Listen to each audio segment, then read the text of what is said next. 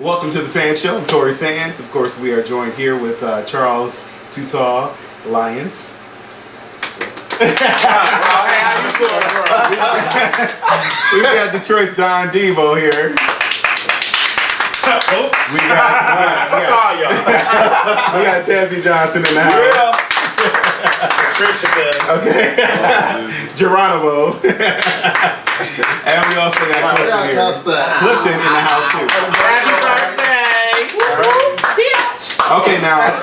We ain't giving out no For those of you, of course, interested in the TheSanzSHO, make sure you hit me up on the email, of course, at ToriSands@gmail.com. Now, I want to talk to you guys about your coming out stories. Like, you know, if you can. Why? Just kind of tell me a little bit about, you know, how things were for you guys coming out. I don't know. We're gonna start with Cliff right here. Okay. I didn't really have to come out. My grandmother heard a phone conversation she wasn't supposed to hear. Wow. And I was saying some things I wasn't supposed to say. Okay. I'm talking about dick way. Right. Phone sex. All the things. You banged up my phone sex. That was back in the dial-up days. Okay. Some just told me the word dick came out his mouth. Had you already experienced the dick? Or was it something new? I had experience, but I was still, I hadn't done anything with nobody seriously yet. Oh, okay. So, Wow, but it was funny. It was dry humping. All right, Geronimo. I was doing that since I was extremely closeted for years and years and years, but once I graduated high school, it just came out. I went to Gigi's, like, as soon as I turned 18. Bought my first gay porn. Hello. But I still had a girlfriend at the same time. Oh, hell. So I had a girlfriend all the way up until I was 21, but I was, fucking around with dudes. You was creeping and shit. So I didn't come out until I was 23. But everybody kind of figured out that I was gay because I never brought females around. I never talked to them on the phone. I mean, if I'm bringing dudes home at 3 a.m., I know what's up. Okay. All right. I mean, how many friends do I have that you never met? Okay. All right, Tezzie, tell us about your experience. I didn't really have to come out. They just knew it was a rainbow in their ass. No. Actually, I have a relative that is gay. That kind of made it easier for me. So, actually, I was dating someone, and we were together, and he was coming to pick me up from my mom's house, and my mom was yelling like, "Yo, boyfriend outside." I was like, "Wait a minute, what shit?" She kind of put two and two together, like the mood swings, me arguing on the phone. She got it. She got it. She not dumb. So I tried to play it off like I was dumb. I was like, "You right? I'm about to go outside with my man right now. So what? You ain't got one." But it was just like, but that's how it was. Like, so I ended up leaving and stuff. But my coming out. It was easy. Like, my mom's a fag hag anyway. So. All right, Divo, tell us about your experience. She like Boy George. Okay.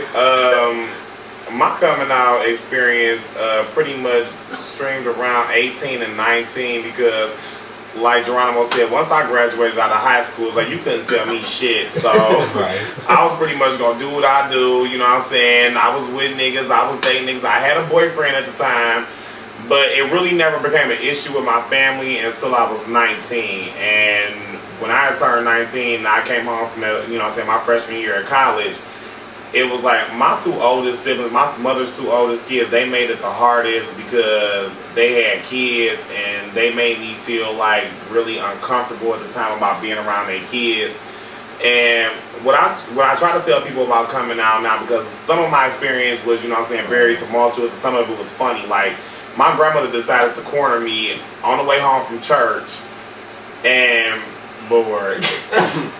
She went, grandmothers can be long-winded, but the final sentence of their speech is, "I love you anyway. You gonna be my baby." Well, so grandma's word. So she was like, she just asked, she's like, "Are you gay?" My grandmother asked, she's like, "Are you gay?" And so I laughed at first. I busted out laughing because I didn't know how to take it. And she was like, "Don't laugh, I'm serious." She's like, "I want to know." So I really had to think on my toes, and I was like, well, maybe I should just come out and tell her just to see. I wanted to tell her yes just to see how she was gonna react. So I was like, yeah, grandma. I was like, I'm gay. So she was like, okay, so you like men's? I like men's too.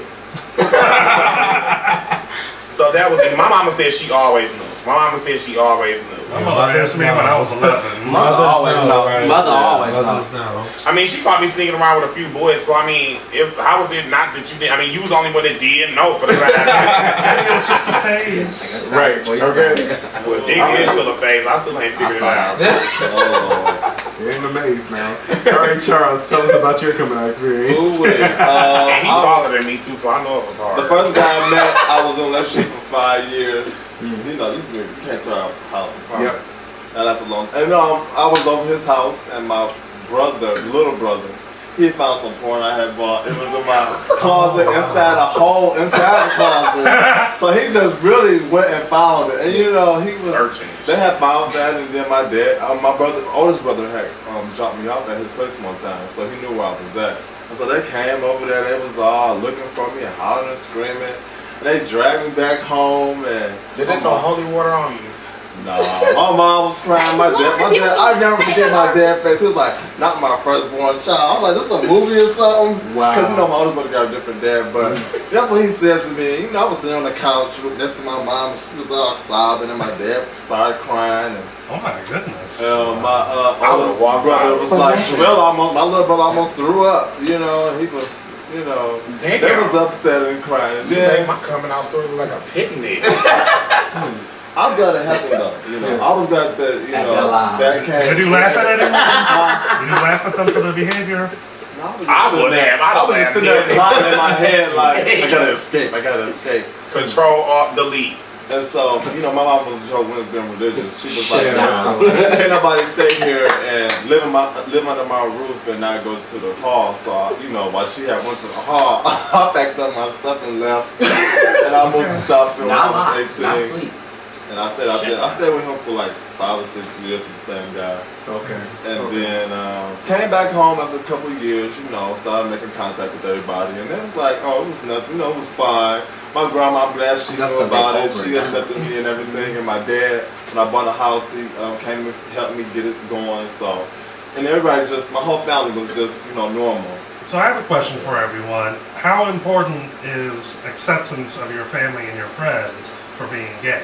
It's very important. Because I don't care about what other people out there will say about me or co-workers or people on the street. But my family got my back. That's the only thing that matters. That gives me strength. It depends because I tell, like, my cousin, my little cousin, and he just passed away. He had asked me, he was trying to find a way to come out.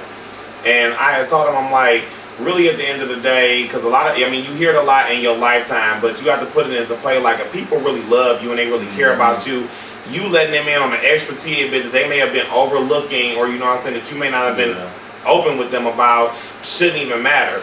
I said, with me coming out between the good and the bad, like, you just have to really put on that I don't give a fuck attitude.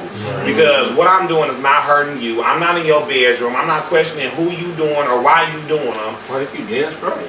So that's just, you know what I'm saying, that's just my whole outlook on it. Like, when you coming out, I encourage people, have that I don't give a fuck attitude. If it's making you happy, fine, so be it. If the next person don't agree with it, fine. You ain't necessarily got to agree with everything that they going to do, but you're not giving them a hassle about it.